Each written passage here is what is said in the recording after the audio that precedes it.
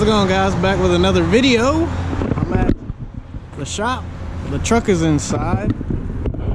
We'll check it out and I'll give a quick overview of kind of what's going on with it. I tried to avoid making this upload, but at this point it's just about time.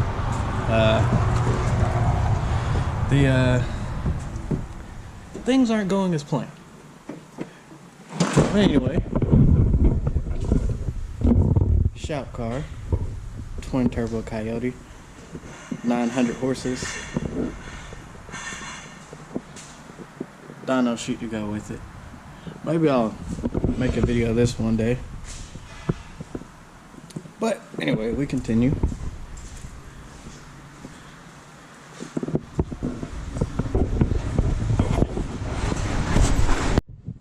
Alright, so here is final assembled motor in all its glory, and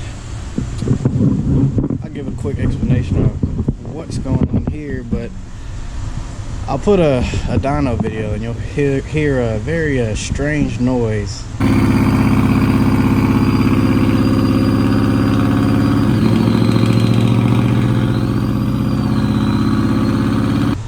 And it sounds like the truck has a blower or just a random whistle that has to do with the throttle body. If you've seen some of my posts on Instagram or on the YouTube I guess image posting section, you'll see I had a Holley Sniper throttle body on it. Throttle body was not working on this setup at all.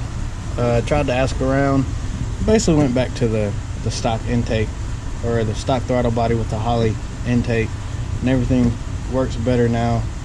I'm gonna have to go electric fans because you can see I had to cut the shroud to make this work. And that's not the best application, I would say.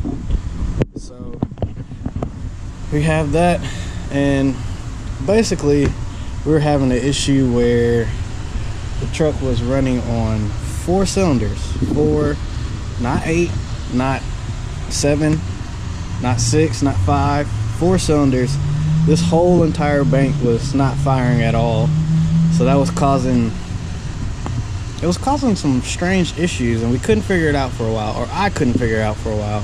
So I had to call I call him the A-Team, which is the boss and owner of the shop, and David, who's rummaging around over there, to figure out what was going on.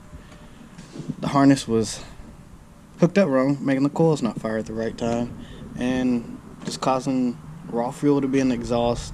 I've had videos of that posted on Instagram and Facebook, so a lot of the updates for people who have questions about the truck was on my Instagram primarily, so make sure you follow me there if you want to see more. But we fixed that problem, and now I'm to the current situation where the rear transmission seal was leaking. I went to caffeine and octane. It was the furthest I drove it. It was spewing transmission fluid. So I'm getting a new drive shaft made for that. But I gotta raise the truck up, do something real quick, and then I'll give a startup video.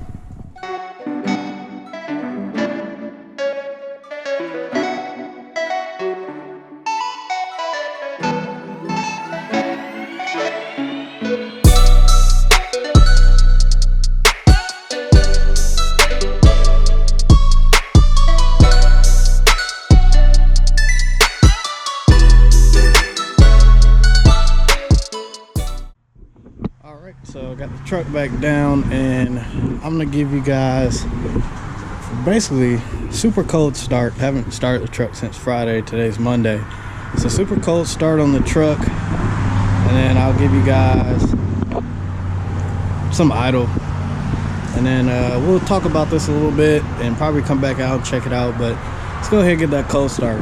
I will say, even though this video isn't upbeat and happy and exciting, this cold start it's gonna be good, so just be ready. And I guess I'm talking enough.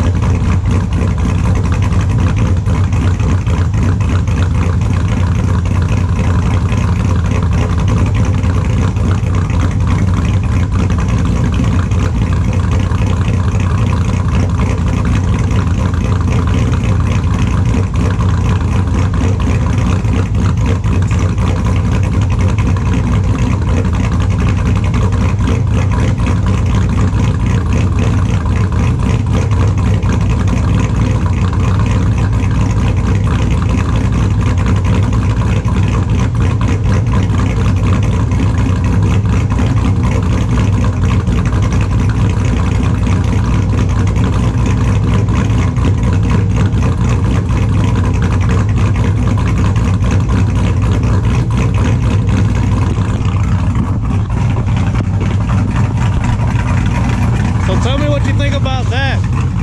It's really loud. It's extremely loud. I'm yelling. Hopefully you can hear me.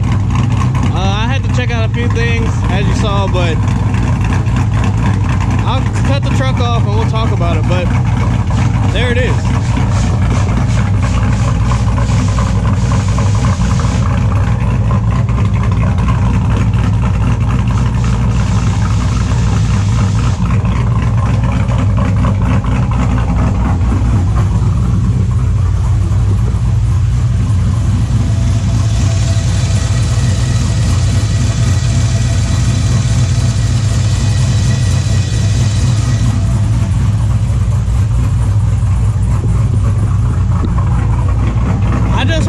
Before I cut the truck off, this is never gonna get old. As much as, like I said, this video isn't very upbeat, and I'm gonna tell you what I went through to get to this point. Starting this truck up, especially me thinking about it over the weekend and how it kind of makes me feel. Hearing this again makes everything better, just 1,000 times better. All right, so we're in the office, back with the old twin turbo Mustang. Well, anyway, the whole point of this video was just to talk to you guys, explain kind of what's going on with the truck. It's been a minute since I've uploaded any truck content, really said anything about it. Like I said earlier in the video, it was more because I wanted to, I wanted my next upload to be with the truck, to be about how great it did, how easy everything was, how fun it was, stuff like that. Not to say none of that was the case, but it was nowhere what I anticipated at all. So I just saw my last truck update, took the truck apart, broke it down, had my transmission already, had my heads already, had the cam already. Basically, the process was just to put it in, get everything installed, things like that. Finally, first startup of the truck. Some of you guys may not know this. This was actually my very first, basically motor build, period.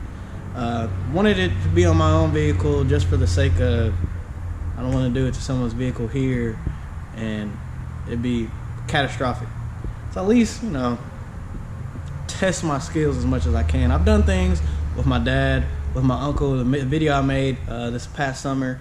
So I've learned my whole life. But anyway, this is the first time putting everything I've learned from YouTube, the YouTube mechanic and everything, to practice.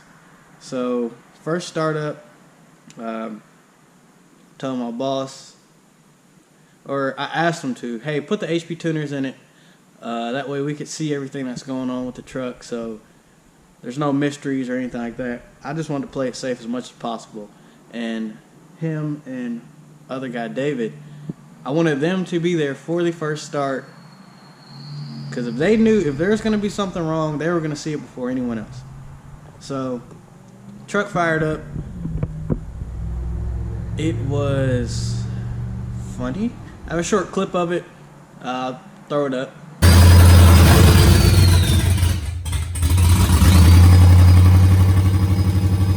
So anyway, like I said,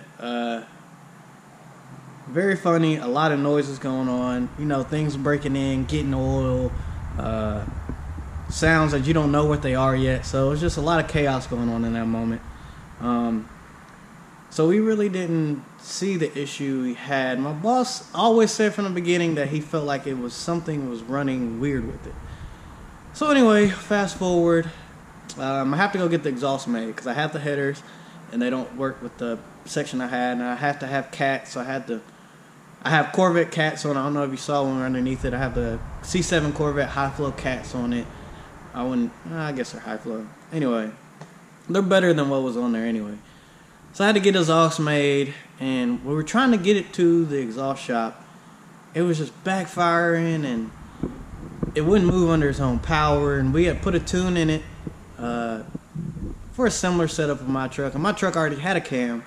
So we were thinking it'll either run on the tune it has in it, or we'll throw this other tune in it, and it wouldn't be great, but it should work. So anyway, like I said, the truck was just angry, just straight up, just not happy. So anyway, we're fighting with it, trying to get it to the exhaust shop. We get exhaust. I fight with it, trying to get it back.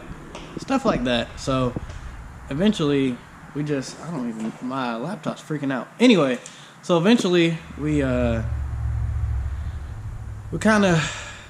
get to a crossroad and we're like, we got to get this thing right. Because my boss wanted, help me out and tune it. At this point, I've been driving the car for 3 weeks. And now I've been driving the car for almost 2 months. So that's exciting. All you elite guys know that I don't want to put that many miles on the car. But anyway, that's besides the point. We finally get to the realization that it's not firing right. I'll put a picture.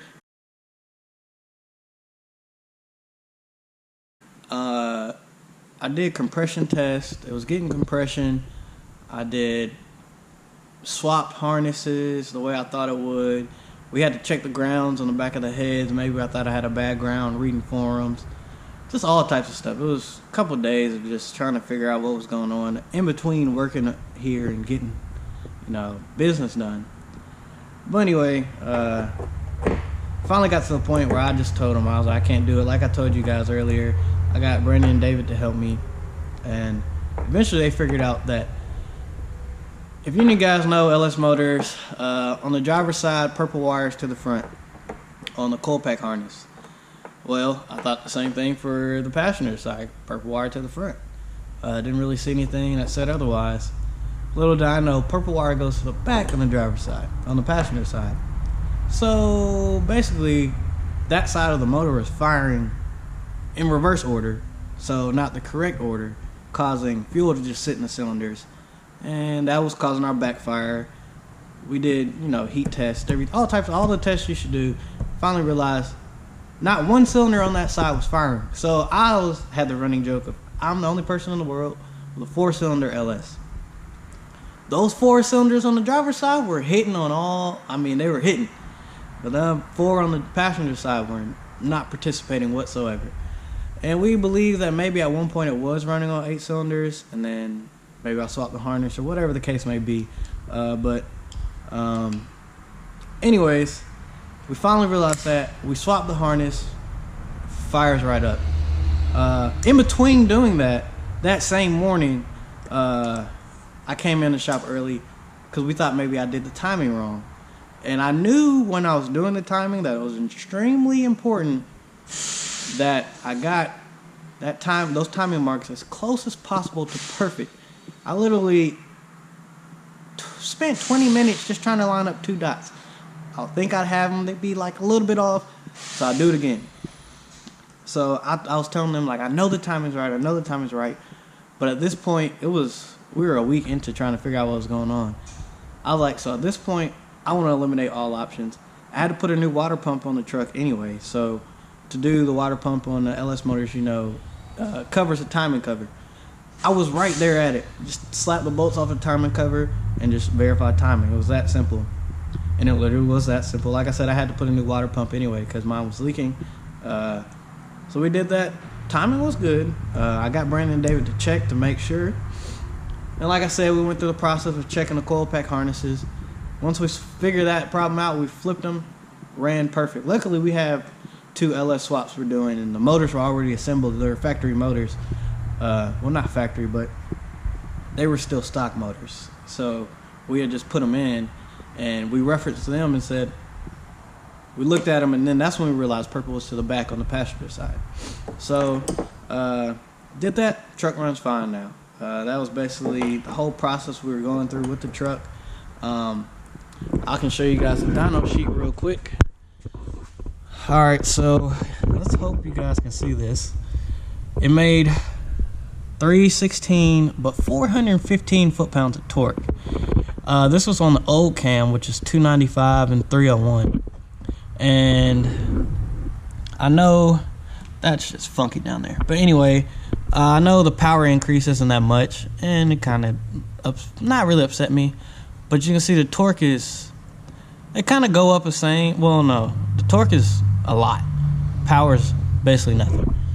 But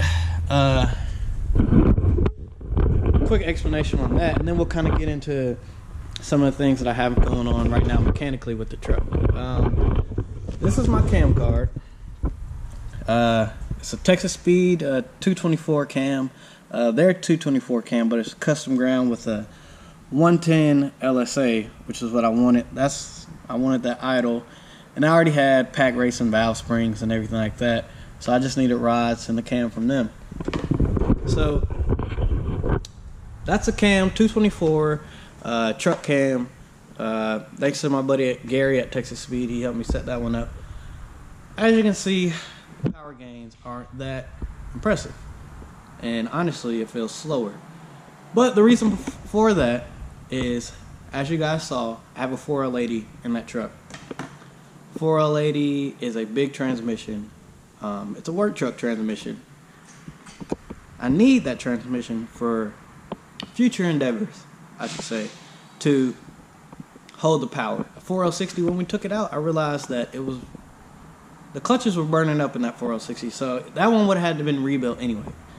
Like I said, going to my uncle's house, he gave me that 4L80 for this project. So, put the 4L80 in. It has a 3500 stall converter in it, so it's a big converter, and just that the motor runs good. The motor runs fine. It makes great oil pressure. When I took the heads off, the cylinder walls look good. So I know it's not the motor not being able to make the power. The power, and I realized, not knowing this ahead of time, a lot of the truck guys who swap the 4L80s, they're already in boosted applications. And I realized that you have to have a lot of power to push through that 4L80 to get it to the ground. And we had another truck, I think I had it in my video previously, a few videos back. I might throw a clip up of that too.